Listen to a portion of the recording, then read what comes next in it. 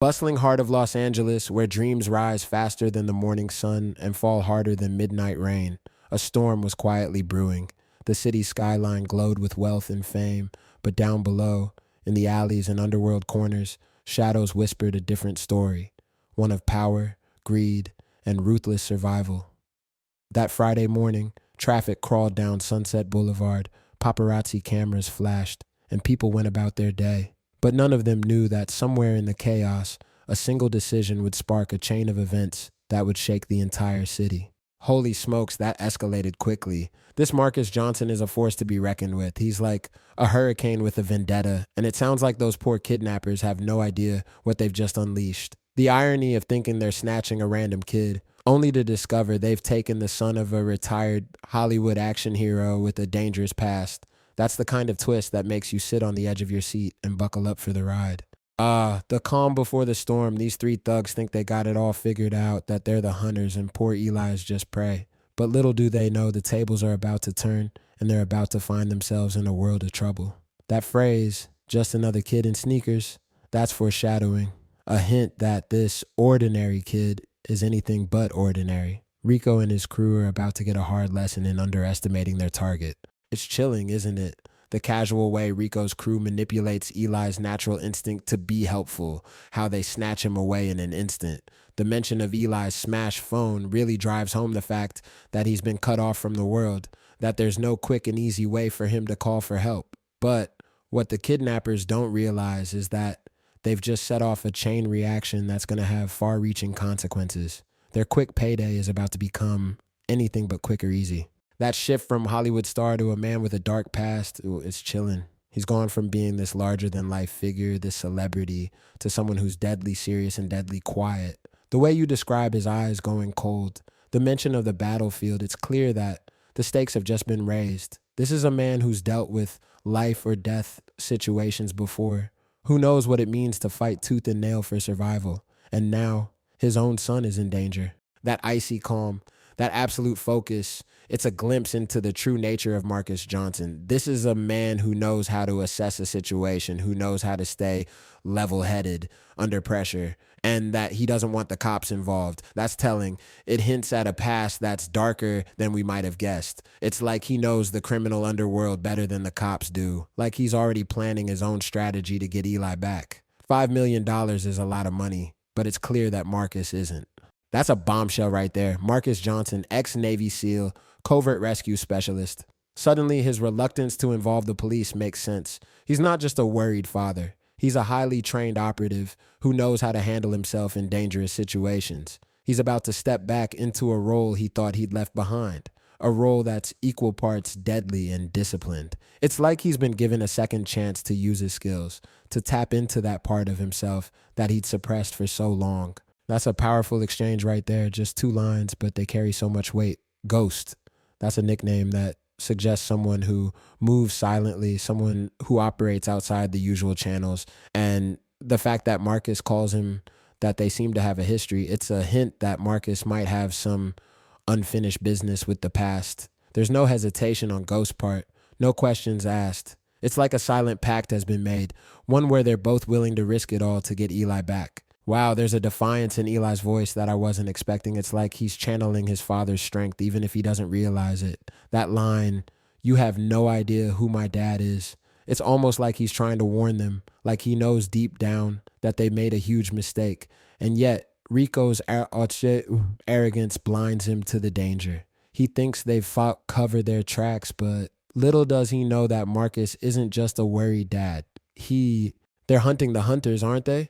Marcus and Ghost are like two ghosts themselves, operating in the shadows, piecing together the puzzle. They're pulling on resources that the kidnappers can't even imagine. And the image of that stolen SUV abandoned in Boyle Heights, it's like the kidnappers think they're leaving no trace, but they're underestimating Marcus and Ghost's abilities. They think they're hidden in the darkness, but Marcus and Ghost are creatures of the darkness too. They're getting closer. That shift from actor to action hero is stark, isn't it? Marcus's ability to read the scene, to pick up on tiny details, that's the mark of a true professional. And Ghost's respect for Marcus's skills is telling. This isn't just some retired actor trying to play soldier. This is a man who's done this for real. a man who's honed his skills to a razor's edge. And that line, this isn't a movie set anymore. Oh man, that's intense. Marcus moving through the darkness like a phantom, taking out Rico's men one by one. It's like he's become the monster that the kidnappers never saw coming, the nightmare that they never imagined in their wildest dreams. And the fact that Rico, the leader, is caught off guard, that's a sign that they underestimated Marcus from the very beginning. They thought they were dealing with a clueless Hollywood elite, but what they're really dealing with is a highly trained predator. That moment where Marcus reveals his true identity, it's both chilling and satisfying. Rico thought he was dealing with an easy target, a man who lived in the Hollywood spotlight. But the moment Marcus whispers, "I'm his father," it's like the mask drops away and we're seeing the real Marcus for the first time. And that line, "No, I'm his father," it's almost heartbreaking in a way. Marcus is reminding Rico, and maybe even himself, that he's more than just an actor or a SEAL. Damn, just when you thought it was safe, it's like this story is the gift that keeps on giving in the worst way possible. The way you've built up the stakes, it feels like the odds are stacking against Marcus and Eli. The Red Serpents, that's an ominous name. It's like they're not just some street gang, but a force to be reckoned with. And the fact that they want blood, that's a clear sign that this is no longer just about ransom money. Oh man, the tension is palpable here. The sound of gunfire, the smoke and chaos, like it's like the world is falling apart around them. And that moment where Marcus looks at Eli, it's like he's making a silent promise to protect him no matter what. The decision to split up, for Marcus to sacrifice himself, it's gut-wrenching, but also heroic. Ghost knows it's a dangerous plan, but there's a history there, a level of trust that runs deep.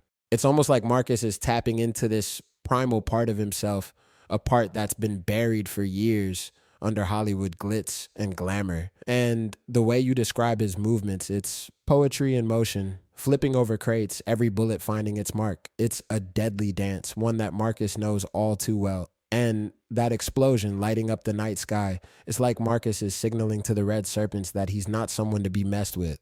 But even with all that skill, is it enough to survive? Oh man, the plot thickens. This Diego Vega character, he's like the specter from Marcus's past that just won't stay buried. And the way you describe Marcus's face hardening, it's almost like you can feel the anger and determination coursing through him. He's not just fighting for Eli anymore. He's fighting for revenge too. But here's the thing. With the Red Serpents involved, it's not just a rescue mission anymore. It's an all-out war. There's a quiet strength in Marcus's response, isn't there? He's not driven by blind rage or a thirst for blood. He's driven by the need to protect his family and bring justice to those who've wronged him. But Eli's question, are you going to kill them? It reveals just how much this ordeal has affected him. He's seen a side of his father that he never knew existed, a side that's dark and dangerous. That moment between father and son, it's poignant, isn't it? Eli's fear is palpable, but so is his trust in his father. And Marcus making that promise, even though he knows the risks, even though he knows the odds are stacked against him. It's like he's willing to put everything on the line to keep his word. But there's that line about a mission that never made the news. It's a tease, a hint at Marcus's past that's still shrouded in secrecy. The imagery here is fantastic. The idea of death moving among the guards like a specter of doom is chilling. And the way you describe the alarms blaring and then silence, it's like the moment before the storm hits. These guards are about to face a reckoning that's been years in the making for Marcus. You can feel the tension and anticipation building with every passing second, every movement of Marcus and Ghost. It's clear they're not here to play games. They're here to end this once and for all. Wow, that was intense. The history between Marcus and Vega, the years of simmering anger and rivalry, it all comes to a head in this brutal, visceral fight.